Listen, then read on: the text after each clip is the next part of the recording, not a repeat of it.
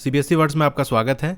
तो आज की इस वीडियो में हम क्लास 10 मैथमेटिक्स स्टैंडर्ड जिसका कोड 041 है उसका सैम्पल क्वेश्चन पेपर देखेंगे फॉर सेशन 2021-22 टर्म 1। ये ऑफिशियल सैम्पल पेपर है जो कि सीबीएसई ने प्रोवाइड किया है, यानी आपका जो एग्ज़ाम में क्वेश्चंस आने वाले हैं उसका लेवल, उसका पैटर्न, किस टाइप के कैसे क्वेश्चन होंगे, मार्क्स का डिस्ट्रीब्यूशन, ये सारी चीज़ें एज इट इज़ यही होने वाली हैं। इसमें आपको 90 मिनट्स रहेंगे, यानी 1.5 घंटे का एग्ज़ाम आपका होगा और 40 मार्क्स का पेपर है। जनरल इंस्ट्रक्शन की बात करें तो 3 पार्ट्स इसमें हैं, A, B, C। Section A के अंदर 20 क्वेश्चंस हैं, हर क्वेश्चन 1 मार्क्स का है। इसमें से एनी 16 क्वेश्चन आपको अटेम्प्ट करने हैं। इसी तरह सेक्शन बी की बात करें तो इसमें भी 20 क्वेश्चन 1 मार्क्स ईच और कोई से 16 क्वेश्चंस आपको इन 20 में से करने हैं। सेक्शन सी के अंदर 10 क्वेश्चंस होंगे जिसमें आपको 2 केस स्टडीज़ दी गई होगी, यानी केस स्टडी बेस्ड क्वेश्चंस होंगे।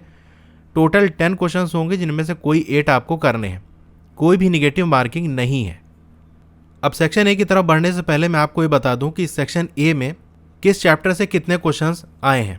तो जो आपका फर्स्ट चैप्टर है रियल नंबर, उससे 4 क्वेश्चंस हैं, और थर्ड चैप्टर से जिसका नाम pair of linear equations in 2 variables है, उससे 3 क्वेश्चंस। इसी तरह जो आपका 6th चैप्टर है ट्रायंगल, उससे 3 क्वेश्चन। फिर आपका जो 7th चैप्टर है कोऑर्डिनेट ज्योमेट्री, उससे भी 3 क्वेश्चंस।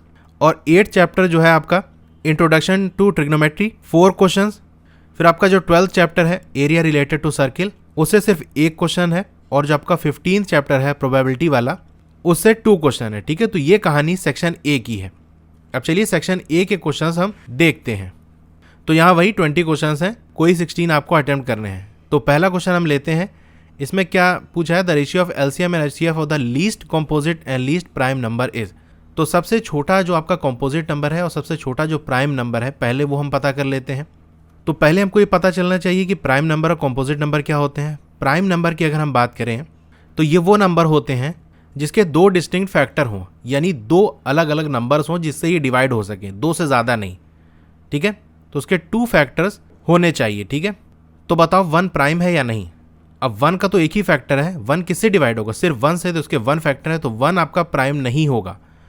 तो प्राइम नंबर स्टार्ट कहाँ से होगा, 2 से होगा, क्योंकि 2 1 से भी डिवाइड हो जाएगा और 2 से डिवाइड हो जाएगा। ठीक है, तो ये कहानी प्राइम की हो गई।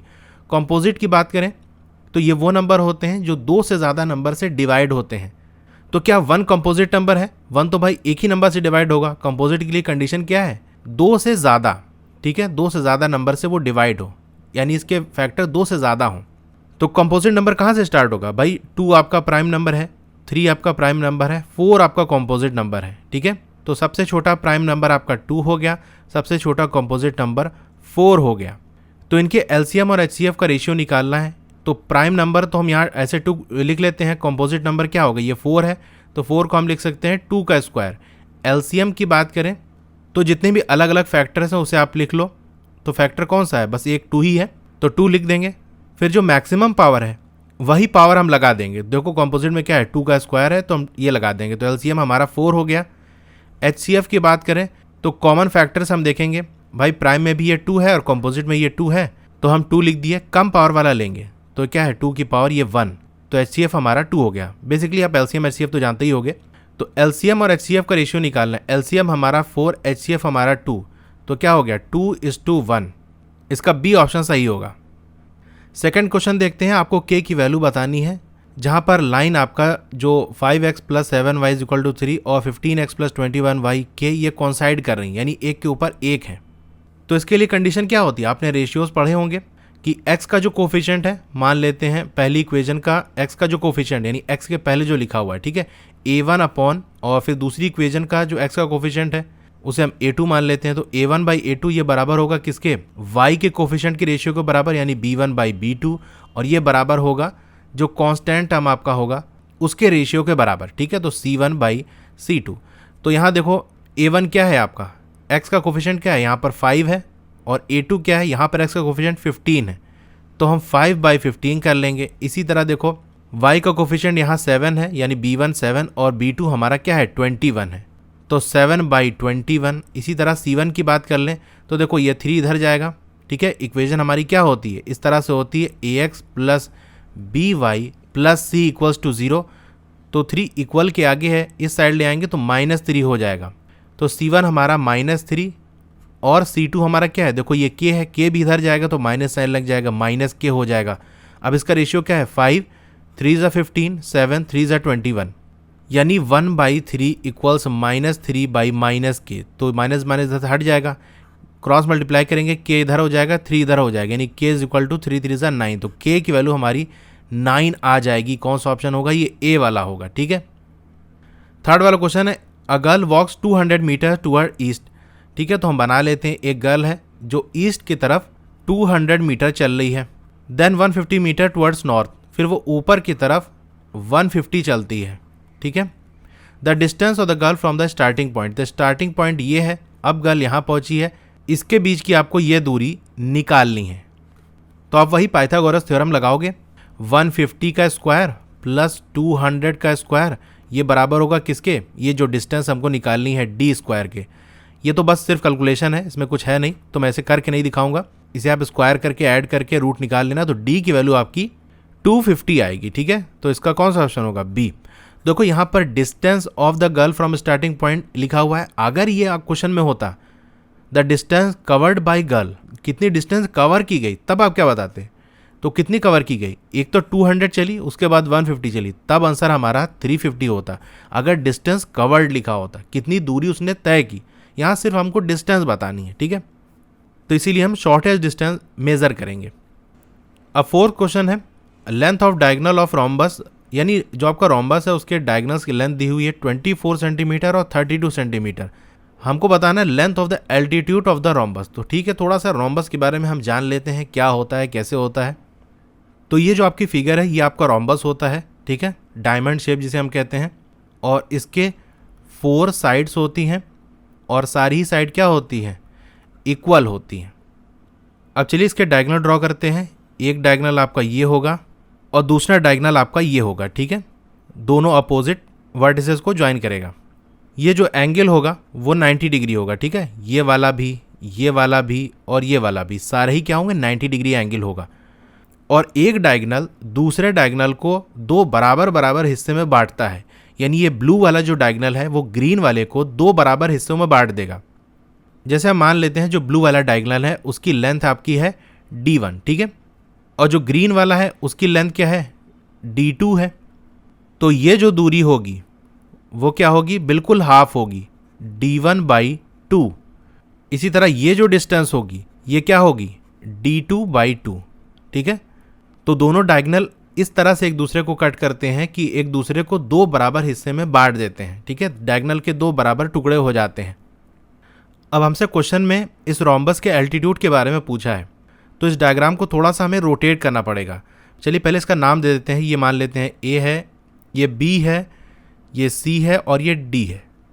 अब इसको थोड़ा हम क्लॉकवाइज रोटेट करते हैं, कुछ इस तरह से कि AB वाला हिस्सा क्या हो गया, ऊपर हो गया है, ताकि एल्टीट्यूड निकालना हमारे लिए आसान हो जाए।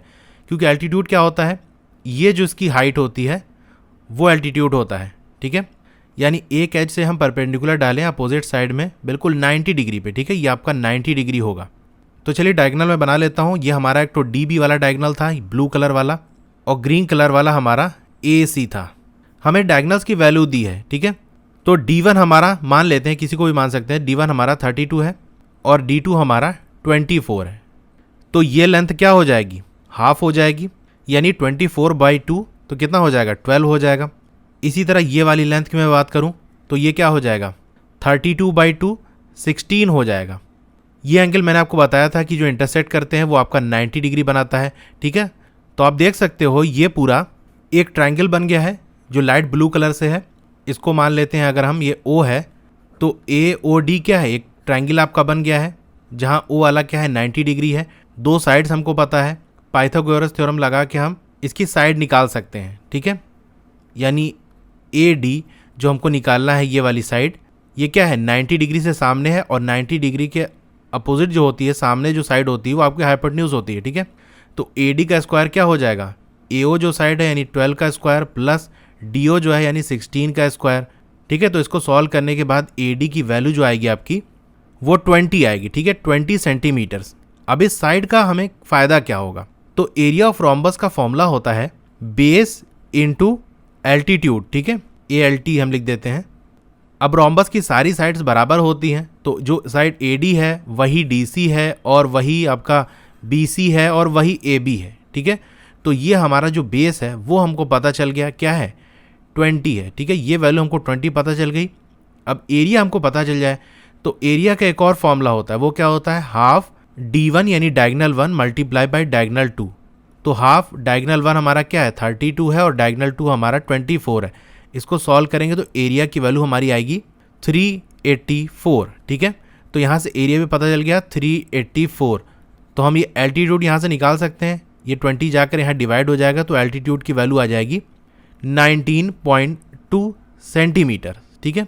तो बेसिकली हमने क्या किया, यहाँ पर उस फॉर्मूले को यूज़ किया जिसके अंदर एल्टीट्यूड हो, क्योंकि एल्टीट्यूड की वैल्यू हमको निकालनी है। तो वो आपका एरिया के फॉर्मूले में होता है area is equal to base into altitude. अब इसमें एल्टीट्यूड हमको निकालना था लेकिन एरिया भी नहीं पता था और बेस भी नहीं पता था, तो एरिया हमने दूसरे फॉर्मूले से ये वाला जो है हाफ D1 इंटू D2 इससे निकाल लिया। और बेस हमने कैसे निकाला, क्योंकि दोनों डायगनल्स हमको पता थे, उसकी हेल्प से लेकर हमने उसका साइड निकाल लिया, ठीक है। तो सारे साइड्स बराबर होते हैं तो बेस की वैल्यू भी बराबर होगी और उससे हमने ये वैल्यू निकाल ली, ठीक है। तो इसका डी ऑप्शन सही होगा, 19.2 सेंटीमीटर। फिफ्थ वाला क्वेश्चन देखते हैं, 2 फेयर कॉइन्स आर टॉस, 2 सिक्के को उछाला गया, क्या प्रोबेबिलिटी है of getting at most 1 head. At most का मतलब क्या होता है, इसका मतलब होता है ज़्यादा से ज़्यादा, ठीक है। अब चलो पहले आप ये बताओ कि 2 सिक्कों को हमने उछाला तो क्या क्या चीज़ें आ सकती हैं। ऐसा हो सकता है पहले सिक्के में आपका हेड आ जाए, दूसरे में भी हेड आ जाए, या पहले में हेड आ जाए और दूसरे कॉइन में टेल आ जाए, या पहले में टेल दूसरे में हेड आ जाए, या फिर दोनों में टेल आ जाए, ठीक है। ये टोटल आपकी 4 ही पॉसिबिलिटी है, 4 ही चीज़ हो सकती है। तो हमसे कह रहा है कि क्या प्रोबेबिलिटी है कि ज़्यादा से ज़्यादा एक हेड आए, यानी एक हेड से ज़्यादा नहीं आना चाहिए। ऐसा हो सकता है कि हाँ कोई भी हेड ना आए, जैसे मान लो स्कूल में लिखा है कि 50 सीट्स हैं क्लास में, यानी ज़्यादा से ज़्यादा 50 स्टूडेंट हो सकते हैं क्योंकि 50 सीट्स हैं। अब उस क्लास में चाहे 10 लोग एडमिशन ले या कोई भी एडमिशन ना ले, लेकिन 50 से ज़्यादा नहीं ले सकते क्योंकि सिर्फ सीट कितनी है, 50 है। तो 2 वर्ड्स हैं जो आपको ध्यान रखने हैं, एक है एटमोस्ट जिसमें होता है कि भाई यहाँ तक, इससे ज़्यादा नहीं, ठीक है। तो ये आपका क्या होता है, एट द मोस्ट या एटमोस्ट हम कह सकते हैं, ठीक है। और एक होता है एटलीस्ट, यानी कम से कम, इस लिमिट से आगे रहेगा, यानी कम से कम इतना होना चाहिए। तो हमसे एटमोस्ट की बात कर रहा है, यानी ज़्यादा से ज़्यादा एक हेड हो। तो देखो यहाँ पर ज़्यादा से ज़्यादा एक हेड है, ये ले सकते हैं, यहाँ पर भी एक हेड है, चल जाएगा। कोई भी हेड ना हो तो भी चल जाएगा, लेकिन एक से ज़्यादा ना हो। ये 2 हेड है यहाँ पर तो इसको नहीं लेंगे, तो 3 हो सकता है। टोटल पॉसिबिलिटी हमारी 4 थी, तो 3/4 आंसर हो जाएगा। तो देखो ये ए ऑप्शन इसका सही होगा। 6th क्वेश्चन देखते हैं, triangle ABC similar to triangle PQR, ठीक है। ये बीच में जो लगा है वो सिमिलरिटी का सिंबल लगा हुआ है, यानी ये 2 ट्राइंगल जो है वो सिमिलर हैं। अगर AM और PN क्या है, एल्टीट्यूड है of triangle ABC and triangle PQR respectively, तो AB का स्क्वायर और PQ का स्क्वायर, इसका रेशियो दिया है 4:9। तो हमको AM/PN बताना है, ठीक है। यानी 2 ट्राइंगल्स हैं ABC और दूसरा है PQR, ये सिमिलर है। तो सिमिलरिटी कंडीशन क्या होती है, इनके जो साइड्स हैं उनका रेशियो कांस्टेंट होगा, यानी AB और कॉरस्पॉन्डिंग साइड्स यानी AB और PQ, AB/PQ बराबर होगा किसके, BC/QR, ठीक है। BC/QR ये बराबर होगा किसके, AC/PR, ठीक है। AC/PR हमसे क्या कह रहा है, इसका एल्टीट्यूड है A से M। एल्टीट्यूड क्या होता है, ये 90 डिग्री पे होता है, तो एल्टीट्यूड हमने ड्रॉ कर लिया, ये M है। इसी तरीके से P से एल्टीट्यूड यहाँ ये 90 डिग्री बनाएगा और ये क्या है, N है। तो कॉरस्पॉन्डिंग जो एल्टीट्यूड्स होंगे उनका रेशियो भी कांस्टेंट होगा, यानी AM/PN ये भी इक्वल होगा। इसी तरह और भी हम एल्टीट्यूड बना सकते हैं, यानी हम C से ड्रॉ करें और बिल्कुल 90 डिग्री यहाँ ड्रॉ करें। मान लो ये हमारा D है, इसी तरीके से R से ड्रॉ करें, यहाँ पर ये 90 डिग्री होना चाहिए। ये हमारा E है, तो ये भी रेशियो बराबर होगा, यानी CD/RE ये बराबर होगा। इसी तरीके से अगर हम B से ड्रॉ करें, यहाँ पर इस पॉइंट को मान लेते हैं हम F है, इसी तरह से Q से हम ड्रॉ करें और ये हम मान लेते हैं G है, तो ये भी बराबर होगा, यानी BF/QG, ठीक है। यानी अगर 2 ट्राइंगल सिमिलर हैं तो दोनों की कोई सी भी कॉरस्पॉन्डिंग लेंथ वो सेम रेशियो के अंदर होंगी, ठीक है। तो यहाँ पर एल्टीट्यूड की बात की जा रही है। इसी तरह अगर मीडियन ड्रॉ कर दिया गया, या फिर एंगल बाइसेक्टर ड्रॉ कर दिया गया, तो उस केस में भी रेशियो सारे बराबर होंगे, ठीक है। जहां लेंथ की बात की जाए तो हमको दिया क्या है क्वेश्चन में, A B square upon P Q square, इसकी वैल्यू दी है, क्या दी हुई है 4/9, ठीक है 4:9। अब ये स्क्वायर है, स्क्वायर को हटाएंगे इधर रूट लगेगा, यानी A B upon P Q की वैल्यू क्या होगी 2/3। तो A B by P Q ये बराबर है किसके, A M by P N, देख रहे हो ये रेशियो बराबर होगा, तो ये बराबर होगा A M by P N. तो A M is to P N की वैल्यू क्या होगी 2:3, तो इसका डी ऑप्शन सही होगा। अब 7वां क्वेश्चन देखते हैं, if 2 sin square beta minus cos square beta equals to 2, तो आपको बीटा की वैल्यू बतानी है। तो इसमें सबसे पहला काम ये होगा, या तो साइन को कॉस में बदल लो या कॉस को साइन में बदल लो, ठीक है। सीबीएसई ने जो आंसर दिया है उसमें कॉस को सॉल्व किया है, चलिए मैं आपको साइन का सॉल्व करके दिखाता हूँ, ठीक है, कि साइन को हम कॉस में कन्वर्ट कर लेते हैं, ठीक है। साइन स्क्वायर बीटा क्या होता है 1 minus cos square beta minus cos square beta equals to 2 हो गया, ठीक है। ये 2 मल्टीप्लाई हो जाएगा, 2 minus 2 cos square beta minus cos square beta equals to 2, ठीक है। तो ये 2 माइनस 3 कॉस स्क्वायर बीटा हो जाएगा और ये 2 हो जाएगा, ये 2 इधर जाएगा तो 2 माइनस 2 क्या हो जाएगा 0 हो जाएगा, यानी -3 कॉस स्क्वायर बीटा की वैल्यू 0 है। तो कॉस की कौन सी वैल्यू, कौन सी डिग्री पे वैल्यू 0 होती है, तो कॉस 90 की वैल्यू आपकी 0 होती है, यानी इसका मतलब बीटा की वैल्यू क्या होगी 90 होगी, ठीक है। बाकी अगर कॉस को साइन में कन्वर्ट करोगे तो वो ज़्यादा आसान होगा, तो इसका बी ऑप्शन सही होगा। अब 8th वाला देख लेते हैं, prime factor of the denominator of the rational number with the decimal expansion 44.123।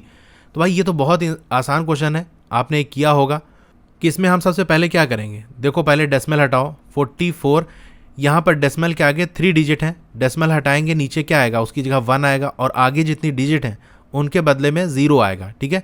44.123 ये हो गया अपॉन 1000, ठीक है, क्योंकि पॉइंट के बाद 3 डिजिट हैं। अब इस 1000 के प्राइम फैक्टर्स निकालो, वैसे तो आप डायरेक्टली कर सकते हो, लेकिन मैं यहाँ करके बता दे रहा हूँ। 2 क्या हो जाएगा, ये 500 हो जाएगा, फिर 2 से डिवाइड करेंगे ये 250 हो जाएगा, फिर 2 से डिवाइड करेंगे 125 हो जाएगा, ठीक है। फिर हम 5 से डिवाइड करेंगे 25 आ जाएगा, और फिर से 5 से डिवाइड करेंगे तो ये 5 हो जाएगा, यानी क्या हो जाएगा 2 की पावर 3 इंटू 5 की पावर 3। तो इसके क्या फैक्टर्स हैं प्राइम, 2 और 5, हमसे डिनोमिनेटर की बात कर रहा है, ठीक है। तो इसका सी ऑप्शन सही हो जाएगा।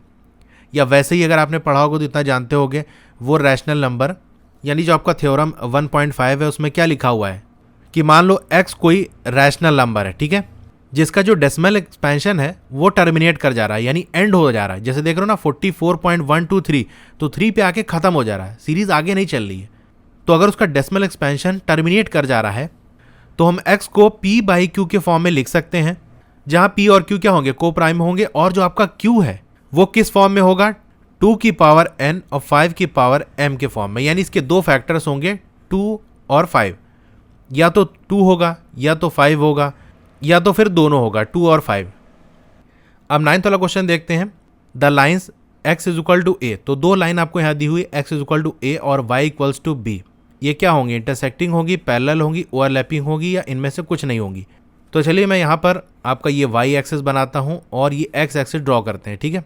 ये आपका 1 हो गया, ये 2 हो गया, ये 3 हो गया, ये 1 हो गया, ये 2 हो गया और ये आपका 3 हो गया, ठीक है। अब यहाँ पर पहले हम लाइन लेते हैं x is equal to a क्या है, कोई कांस्टेंट नंबर है। चलिए हम यहाँ मान लेते हैं a की वैल्यू 2, ठीक है। तो x की वैल्यू क्या हो गई, x is equal to a equals to 2, x की वैल्यू 2 है। अब मैं कुछ आपको कोऑर्डिनेट्स देता हूँ, ठीक है, कुछ पॉइंट्स देता हूँ, जैसे 2,1 हो गया, 2,2 हो गया और 2,3 हो गया, ठीक है। इसे आपको प्लॉट करना है, क्योंकि x की वैल्यू तो हमारी कांस्टेंट है, x is equal to a, और a की वैल्यू हमने 2 ली है, ठीक है। तो x सब में कांस्टेंट है, उसकी वैल्यू नहीं चेंज हो रही है, बस y की वैल्यू हम चेंज कर रहे हैं। तो x हमारा 2 है, तो इसको प्लॉट करो 2,1, क्या होगा x में 2 और y में 1, ठीक है। ये यहाँ आएगा इस तरह से और यहाँ पॉइंट बन गया हमारा। इसी तरह 2,2 क्या होगा, ये हो जाएगा, 2,3 क्या हो जाएगा, ये हो जाएगा। इस सब को ज्वाइन करेंगे तो एक लाइन आएगी, ठीक है, और ये लाइन क्या होगी x इज इक्वल टू 2 वाली। तो x is equal to a क्या है, एक ऐसी लाइन है जो कि y एक्सिस से पैरेलल है। ठीक इसी तरीके से y इक्वल्स टू b की बात करें तो y इक्वल्स टू b एक ऐसी लाइन है जो x एक्सिस से पैरेलल है, ठीक है। ये हम ड्रॉ कर दे रहे हैं, तो ये दोनों लाइन रेड और ब्लू वाली क्या हो रही, इंटरसेक्ट कर रही है। तो ये दोनों जो लाइंस होगी वो एक दूसरे को इंटरसेक्ट करेंगी, तो ए ऑप्शन इसका सही होगा। अब 10th वाला क्वेश्चन देखते हैं। हमको इसमें डिस्टेंस बतानी है ऑफ पॉइंट। ये आपको पॉइंट दिया है, इसकी ओरिजिन से डिस्टेंस आपको बतानी है। क्या होगा, सिंपल सा हम डिस्टेंस फॉर्मूला लगा देंगे।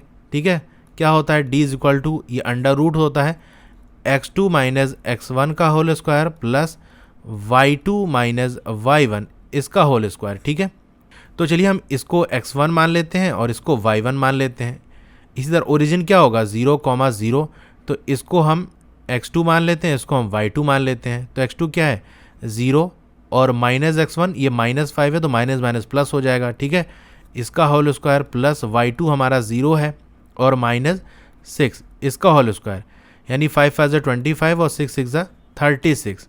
इसका रूट, इसकी वैल्यू क्या हो जाएगी, √61। तो कौन सा ऑप्शन होगा, ये डी वाला होगा। 11th वाला क्वेश्चन देखते हैं। If A square is equal to 23/25, तो ए क्या है, रैशनल होगा, इरैशनल होगा, होल नंबर होगा, इंटीजर होगा, क्या होगा। तो भाई ए स्क्वायर की वैल्यू हमको 23/25 दी हुई है, यानी अगर हम स्क्वायर को हटाएंगे तो ए क्या हो जाएगा, √23/25 का रूट क्या होता है, 5 होता है। अब 23 क्या है ये बताओ। अगर कोई प्राइम नंबर है उसका जो रूट होता है ना, वो आपका होता है इरैशनल। ठीक है, तो 23 हमारा प्राइम नंबर है, यानी √23 क्या होगा, इरैशनल है। और ये कंडीशन आपने पढ़ी होगी, अगर इरैशनल में हम कोई भी रैशनल नंबर ऐड करें या सब्सट्रैक्ट करें या मल्टीप्लाई करें या डिवाइड करें, ठीक है, कोई भी रैशनल नंबर, तो वो इरैशनल ही रहता है। तो 5 क्या है, हमारा एक रैशनल नंबर है। अगर इरैशनल को हम एक रैशनल नंबर से डिवाइड करेंगे तो आंसर भी इरैशनल आएगा, और डिवाइड करने पर आंसर क्या आएगा, ये ए की वैल्यू देगा, तो ए क्या होगा, इरैशनल होगा। ठीक है, 12th वाला क्वेश्चन देखते हैं। If LCM x, 18 equals to 36, यानी दो नंबर है उनके एलसीएम दिया हुआ है आपको 36, एचसीएफ भी उन दोनों नंबर का दिया हुआ है, क्या, 2 दिया है। दो नंबर में से एक नंबर तो हमको पता है 18, ठीक है, 18 पता है, x का हमको नहीं पता, तो x क्या होगा। तो यार बहुत ही आसान है, ये सिंपल सा फॉर्मूला होता है, एलसीएम और एचसीएफ को हम मल्टीप्लाई करेंगे तो ये बराबर होता है उन दोनों नंबर के मल्टीप्लिकेशन के, यानी 18 × x। तो एलसीएम आपका 36 है, एचसीएफ आपका 2 है, और ये क्या होगा 18x, तो 18 2 × 36, तो x की वैल्यू क्या हो जाएगी, 2 2 × 4, तो इसका सी ऑप्शन सही होगा। अब 13th वाला क्वेश्चन देखते हैं। एक ट्राइंगल है ABC और राइट एंगल कहाँ पर है, B पे, यानी B वाला एंगल 90 डिग्री है। tan A की वैल्यू हमको दी है √3। आपको बताना है cos A cos C minus sin A sin C की वैल्यू क्या होगी। यानी बेसिकली हमारे पास ये एक ट्राइंगल है और कह रहा है कि ये हमारा जो 90 डिग्री है वो कहाँ पर है, B पे है, और इसे हम A मान लेते हैं और ये हमारा C मान हो गया। ठीक है, तो हमें tan A की वैल्यू दी हुई है √3। तो बताओ tan के कौन से एंगल पे वैल्यू √3 होती है, तो आप कहोगे A की वैल्यू 60 होगी, यानी tan 60 की वैल्यू √3 होती है, यानी ये वाला एंगल तो हमारा 60 हो गया। और ट्राइंगल के बारे में ये आपको मालूम होगा, ठीक है, ये 90 है कि इसके इंटीरियर एंगल्स का जो सम होता है वो 180 होता है। ठीक है, यानी angle A plus angle B plus angle C क्या होगा, 180 होगा। तो एंगल A तो हमको पता है 60, एंगल B पता है हमको 90, एंगल C हमको नहीं पता है, लेकिन इन सब का सम 180 होता है। तो एंगल C यहाँ से क्या आ जाएगा, 90 + 60 150, और ये -30 हो जाएगा। ठीक है, तो एंगल C भी हमको पता चल गया 30। ठीक है, एंगल A तो हमको पता ही था, क्या था, 60 था। या फिर ऐसे भी आप समझ सकते थे कि राइट एंगल में क्या होता है, एक एंगल तो 90 होता है और दूसरे वाले जो दो एंगल्स होते हैं, तो एक मान लो थीटा है तो दूसरा 90 - थीटा होता है। ठीक है, तो यहाँ 60 हमको दिया हुआ था, तो 90 - 60 क्या होगा, ये 30 हो जाएगा। ठीक है, तो इसकी वैल्यू हमको निकालनी है cos A, यानी cos 60 degree multiply by cos 30 degree minus sine 60 degree sine 30 degree. तो cos 60 1/2 होता है और cos 30 √3/2 होता है, माइनस साइन 60 √3/2 होता है और साइन 30 1/2। तो देख रहे हो दोनों वैल्यू बराबर है, माइनस करेंगे तो आंसर हमारा 0 हो जाएगा, तो इसका बी ऑप्शन सही है। 14th वाला क्वेश्चन है, if the angle of triangle ABC are in ratio 1:1:2। ठीक है, एंगल्स का रेशियो आपको दिया हुआ है, larger angle being angle C, तो सबसे बड़ा वाला जो एंगल है वो एंगल C है, यानी हमको रेशियो दिया है तो 1:1:2, तो मान लेते हैं x और दूसरा एंगल भी हमारा x है और तीसरा एंगल क्या है 2x है, ठीक है। तो सारे जो एंगल्स होते हैं उनका सम क्या होता है 180 होता है, अभी मैंने बताया आपको। तो 4x इज इक्वल टू 180, तो x इज इक्वल टू 45 आ जाएगा, ठीक है। तो एक एंगल आपका 45, दूसरा भी आपका 45 और तीसरा क्या है 2x है, यानी ये 90 होगा। और 90 कौन वाला है, हमको दिया है C पे, यानी C पे हमारा 90 है, ठीक है। तो ये जो हमने डायग्राम बनाया था इसमें थोड़ा सा हम चेंज करते हैं। अब 90 डिग्री हमारा क्या है, ये C है।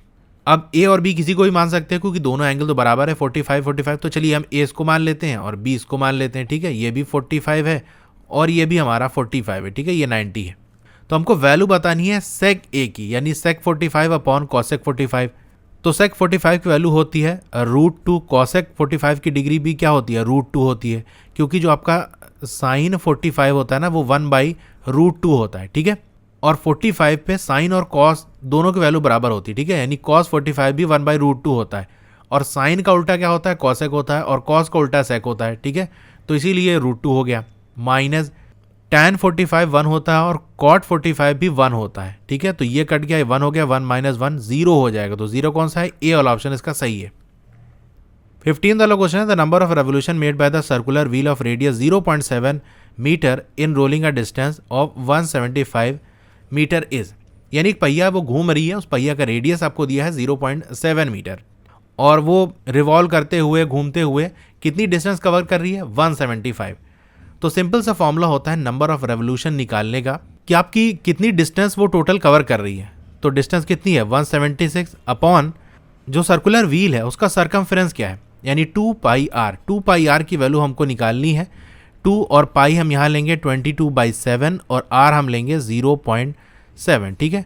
2 से इसको हम डिवाइड करें तो कितना होगा 2 8 ज़ा 16, 2 8 ज़ा 88 हो गया, ठीक है। अच्छा 7 यहाँ से काट देते हैं और 7 यहाँ से काट देते हैं, ये 0.1 बच जाएगा। 22 4 ज़ा यानी हमारा क्या हो जाएगा 4/0.1, पॉइंट हटा यहाँ हटा तो क्या हो जाएगा 40 हो जाएगा। तो इसका डी ऑप्शन हमारा सही होगा। बहुत ही सिंपल था, फॉर्मूला बेस्ड है। 16 क्वेश्चन की बात करें, एक ट्राइंगल ए बी सी है और ए बी हमको 3 सेंटीमीटर दिया है, बी सी 2 सेंटीमीटर और सी ए 2.5 सेंटीमीटर। कह रहा है कि अगर triangle A B C similar है ट्राइंगल डी ई एफ से और ई एफ की वैल्यू हमको 4 सेंटीमीटर दी हुई है, तो ट्राइंगल डी ई एफ का पेरीमीटर क्या होगा, ठीक है। तो हमको कौन सी साइड दी है, देखो ई एफ दी है, ठीक है, यानी ये वाली साइड दी है ई एफ और ई एफ किसके सिमिलर होगी बी सी के, ठीक है। तो ई एफ की हमको 4 दी हुई है और बी सी की हमको 2 दी हुई है, ठीक है। यानी जो ट्राइंगल डी ई एफ है ना वो दोगुना है इस साइज का, क्योंकि रेशियो हमारा सेम होता है, ये 2 है, 2 का डबल 4 है, तो सारे साइड भी क्या हो जाएंगे डबल हो जाएंगे। तो ए बी डबल हो जाएगा, 3 का 6 हो जाएगा, बी सी हमारा दिया ही हुआ है, बी सी ई एफ में है तो 2 का 4 हो जाएगा, सी ए क्या हो जाएगा 2.5 का डबल ये 5 हो जाएगा, तो ऐड कर लो 15 हो जाएगा। बी ऑप्शन इसका सही है। अब 17th क्वेश्चन देखते हैं। आपको एक फिगर दी हुई है जहां पर डी ई क्या है पैरेलल है बी सी से, ठीक है। जो डी ई है वो बी सी से पैरेलल है और ए डी आपको 3 centimetre, B D 4 centimetre, B C 14 centimetre. तो डी ई की वैल्यू आपको बतानी है। तो देखो बेसिकली यहाँ से हम क्या कर सकते हैं, पहले देख लेते हैं क्या ये ट्राइंगल सिमिलर है, यानी आपका ए डी ई ये एक ट्राइंगल हो गया और दूसरा ए बी सी ये 2 ट्राइंगल हो गया। अगर इनकी सिमिलैरिटी हमको पता चल जाए तो अपना काम हो जाएगा, ठीक है। तो उसके लिए हम एक तरीका यहाँ पर ये है कि देखो अगर डी ई बी सी से पैरेलल है तो बी वाला जो एंगल है वो डी वाले एंगल के बराबर होगा, ठीक है। यानी बी सी से कोई भी लाइन पैरेलल हो, ठीक है, हम यहाँ ड्रॉ कर दें, यहाँ ड्रॉ कर दें, तो ये जो एंगल बनेगा वो बी वाले एंगल के ही बराबर होगा, ठीक है। इतनी बात क्लियर हो गई। तो बी वाला जो एंगल है वो डी वाले के बराबर है, इसी तरह जो सी वाला एंगल है वो ई के बराबर होगा। ये तभी फॉलो होगा जब लाइन पैरेलल है, ठीक है। तो 2 एंगल हमारा बराबर होता है तो भी ट्राइंगल क्या होते हैं सिमिलर होते हैं। यानी आपका जो थ्योरम 6.3 है वो रूल हम अप्लाई करेंगे, इस थ्योरम का यूज़ करेंगे कि 2 कॉरस्पॉन्डिंग एंगल्स जो हैं वो इक्वल हैं, इसीलिए दोनों ट्राइंगल हमारे सिमिलर हैं। तो इसमें हम सिमिलैरिटी वाली प्रॉपर्टी लगा सकते हैं, यानी वो रिलेशन हम लगा सकते हैं, ठीक है। कौन सा रिलेशन हम लगा सकते हैं, चलिए इस ट्राइंगल को मैं थोड़ा बाहर निकाल लेता हूँ, ठीक है। ये वाला ए डी ई, ठीक है, ये एक ट्राइंगल हो गया और इसको आप भूल जाओ, ठीक है। ए बी सी ये ट्राइंगल हो गया। तो हमको क्या निकालना है बेसिकली डी ई निकालना है ना, और हमको क्या दिया हुआ है AD दिया हुआ है, ठीक है, ये वाली लाइन दी हुई है, और BD दिया हुआ है, ठीक है। यानी AD दिया हुआ है 3 और BD दिया है 4, तो AB क्या हो जाएगा, यानी हम रिलेशन अगर लगाएं AD अपॉन AB, ये बराबर होगा किसके, DE अपॉन BC के, DE अपॉन BC इसके इक्वल होगा। अब AD हमारा 3 दिया हुआ है, AB क्या होगा, इसको जोड़ लो, 3 और 4 क्या होगा, 7 हो जाएगा, इक्वल्स DE, D की वैल्यू हमको दी हुई है, नहीं DE की तो निकालना है, BC हमारा 14 है, ठीक है, ये 14 हो गया, और DE तो हमको निकालना ही है, 7 2 ज़ा 14 और ये 2 उधर चला जाएगा, DE की वैल्यू क्या आ जाएगी, 3 2 ज़ा 6 आ जाएगा, इसका बी ऑप्शन सही होगा। 18th वाला क्वेश्चन देखते हैं, इसमें क्या दिया हुआ है, 4 tan beta is equal to 3, तो आपको ये वैल्यू इसकी बतानी है, ठीक है। यानी हमको 4 tan बीटा की वैल्यू 3 दी हुई है, यानी हमें tan बीटा की वैल्यू क्या हो जाएगी, 3/4, ये हमको पता है, ठीक है। अब इस इक्वेशन को इस तरह से हम चेंज कर दें कि इसको अगर हम tan में कन्वर्ट कर दें तो अपना काम बन जाएगा। तो उसके लिए क्या करना पड़ेगा, ऊपर नीचे यानी न्यूमरेटर और डिनोमिनेटर में पूरी इक्वेशन को हम कॉस बीटा से मल्टीप्लाई कर देंगे, क्योंकि साइन अपॉन कॉस क्या होता है, टैन होता है, तो वही चीज़ हम यहाँ यूज़ कर रहे हैं। यानी 4 sine beta upon cos beta minus 3 cos beta upon cos beta, ठीक है, ये हो गया। अपॉन नीचे भी हम करेंगे, यानी 4 sine beta upon cos beta minus, यहाँ प्लस है यहाँ पर 3 cos beta upon cos beta.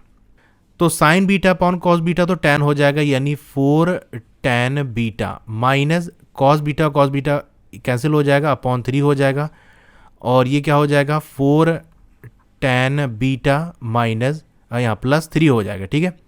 Tan beta की वैल्यू हमने निकाली थी 3/4, यानी 4 into 3/4 minus 3 upon 4 into 3/4 plus 3, 4 चला गया, तो 3 माइनस 3 तो 0 हो जाएगा सर। तो 18th को ए वाला ऑप्शन ये, ठीक है, ये 0 हो गया। 19th वाला क्वेश्चन है, one equation of pair of dependent linear equation is -5x + 7y is equal to 2, the second equation is. तो डिपेंडेंट के लिए कंडीशन क्या होती है कि इसमें वही रेशियो होगा, यानी दो इक्वेशन का रिलेशन बनाओ, तो a1 अपॉन a2 ये बराबर होगा b1/b2 इक्वल्स टू c1/c2, ठीक है। ये रिलेशन अभी हमने ऊपर भी देखा था, तो ये फॉलो होना चाहिए, ठीक है। यानी इनका जो रेशियो है वो कांस्टेंट होना चाहिए। तो यानी कोई कांस्टेंट नंबर इससे हम मल्टीप्लाई करें या डिवाइड करें तो वो हमको रिलेशन मिल जाएगा, ठीक है। तो ऑप्शन से हमको देख के पता चल रहा है कि दूसरी वाली जो इक्वेशन है उसका x का कोफिशिएंट यानी a2 जो है वो 10 है अराउंड, ठीक है, प्लस माइनस है। तो चलिए हम 2 से इसको मल्टीप्लाई करके देखते हैं कि हमारा क्या वैल्यू आती है। तो यहाँ आएगा 5 2 ज़ा 10, 10x आएगा, प्लस 7 2 ज़ा 14, 14y आएगा, और इस 2 को इधर ले आते हैं हम, तो ये माइनस में हो जाएगा, 2 2 ज़ा 4, ठीक है। क्या कोई इक्वेशन इसमें ऑप्शन में दे रही है, -10 -14, ये +4 है तो b तो होगा नहीं, और +4, ठीक है। तो ये ऑप्शन तो मैच नहीं कर रहा है, इसका मतलब हमें साइन चेंज करना पड़ेगा। -1 से हम पूरा मल्टीप्लाई कर दें तो क्या हो जाएगा, ये 10x हो जाएगा, और प्लस 14y था तो ये -14y हो जाएगा, ये -4 था तो +4 हो जाएगा, इक्वल्स टू 0। अब ऑप्शन चेक करो, 10y - 14y, ये देखो डी ऑप्शन सही है, ठीक है। ये 4 इधर हम ले आएंगे, यानी 10x - 14y इक्वल्स टू -4, ठीक है, डी ऑप्शन इसका सही है। इसमें हम 20th वाला क्वेश्चन देख लेते हैं। A letter of English alphabet is chosen at random, ठीक है। इंग्लिश अल्फ़ाबेट के एक लेटर उसको ऐसे रैंडमली चूज़ कर लिया गया, ठीक है, कोई सा भी ऐसे उठा लिया गया। क्या प्रोबेबिलिटी है कि वो लेटर जो आपका वर्ड है मैथमेटिक्स उसका लेटर है। यानी हम टोटल पॉसिबिलिटी सबसे पहले लिखेंगे कि कितने अल्फ़ाबेट टोटल हैं इंग्लिश अल्फ़ाबेट में, तो वो आपके 26 हैं। और हमसे ये पूछ रहा है कि वो लेटर मैथमेटिक्स वर्ड का हो, इसकी क्या प्रोबेबिलिटी है। तो मैथमेटिक्स में कितने लेटर्स आते हैं, एक तो M हो गया, दूसरा A हो गया, T हो गया, H हो गया, E हो गया। M तो हम ले चुके हैं, दोबारा नहीं लेंगे, एक ही बार लेते हैं। A भी आ चुका है और T भी आ चुका है, I ले लेते हैं, C ले लेते हैं और S ले लेते हैं। यानी 1 2 3 4 5 6 7 8, तो 8/26 हो जाएगा। कहीं है ऑप्शन, ये 13 आई थिंक, ये डिवाइड हो जाएगा, 4/13 हो जाएगा, ठीक है। 2 से डिवाइड कर देंगे तो इसका A ऑप्शन सही हो जाएगा। तो यहाँ आकर हमारा सेक्शन A कंप्लीट हो गया, ठीक है।